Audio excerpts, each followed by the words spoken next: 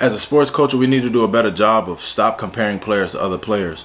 The reason why is this, because your skill and your ability does not equate to your production on that team. You're playing a team sport at the end of the day. And when you're on a team, you have to make sacrifices individually in order for your team to succeed. So with that being said, look at a player like Giannis Antetokounmpo in comparison to a Chris Middleton, or look at a Damian Lillard and CJ McCollum situation, right? Everybody looks at Dame and Giannis Antetokounmpo on their teams, but does that mean they're the best player? No, they just have a higher volume of doing the things that they're good at. So, for example, Damian Lillard, he can shoot threes at a high clip, but he doesn't necessarily have the skill, the ability as CJ McCollum. When things get tough and they're trapping Dame at half court, you know what I mean? He can't get around the double team. They're sealing off the pick and roll. He can't get those threes. He gives the ball to CJ McCollum, and looks what happened. Look at Game 7 versus Denver last year. Who closed that game out? It was CJ McCollum. Look at Giannis Antetokounmpo and Chris Middleton of this year versus the Miami Heat. Who closed those games out? And the only dub that they got, the only dub that the Bucks got, it was Chris Middleton. So your skill does not reflect your production. That's what a lot of people don't get. As I was referring to those stat boys, they don't understand that. Your skill sets is what you spend hours crafting on in the gym. So if I play basketball, I go into the gym, I work on my handles, I work on my jump shot, I work on moves, I work on counter moves, I work on counter moves on a counter move, I work on situation shots, I work on a ton of things. Your talents like Giannis, he's 6'11", long as hell. Of course I can take 2 dribbles and just like, yeah, that's exciting to see, but that's not going to get you long term in terms of, that's not going to get you anywhere in terms of trying to win a championship.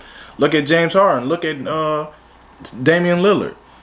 Yeah, I can shoot threes at a very high clip, but what happens when the three isn't falling? That's the most difficult shot on the court.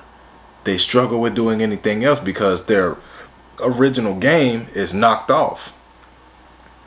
But you also have to have a player like CJ McCollum in Dame sense that can finish the game because he's the more skilled player. It doesn't matter what you try to get him to do. He can do whatever you want. That's the measure of your skill. Measure a player's skill by how easy it is for him to get an open look or a layup. And then your mentality on the game will change. But if you judge someone based off of their ability to do 1 or 2 things exceptionally well instead of do everything exceptionally well, then you'll always have a flawed perspective on sports. No matter whether it's basketball, football, hockey, soccer, tennis, things like that. Even look at the WNBA for prime example. A lot of men think the WNBA is boring. Why? Because they're not out there dunking the ball. They're not out there shooting long threes. They're not out there doing much of anything exciting. But the skill is still the same. That's why a lot of female players think that they'll beat NBA players in the game of basketball. That's why you see when there's an even matchup on a basketball court, it can really go either way because it's really skill on skill. It depends on who has the most skill. It's not dependent on, oh, I'm 6'8". and you 6'2", so I'm going to go dunk on you because I'm physically bigger and more athletic than you. That's not real basketball. And you see players that play that way don't really win. You see players that just want to sit behind the three-point line and shoot all day. They're really not going to win either unless your name is Steph Curry. But Steph Curry has an all-around game. He does everything well enough to get by. Until people want to accept that, you'll always have a flawed perspective on sports. But that ain't got nothing to do with the connoisseurs of the game. I'm just here to help you understand there's more to the game than the highlights of the game. We can't make the player bigger than the team. Once you make a player bigger than your team, you don't have a championship team. Once your biggest player is eye level with the rest of his team, he understands his role and the team understands their role, and they all have the same goal to win that championship, that's when you'll see teams win. But don't ever get skill confused with production, because that's not the case at all.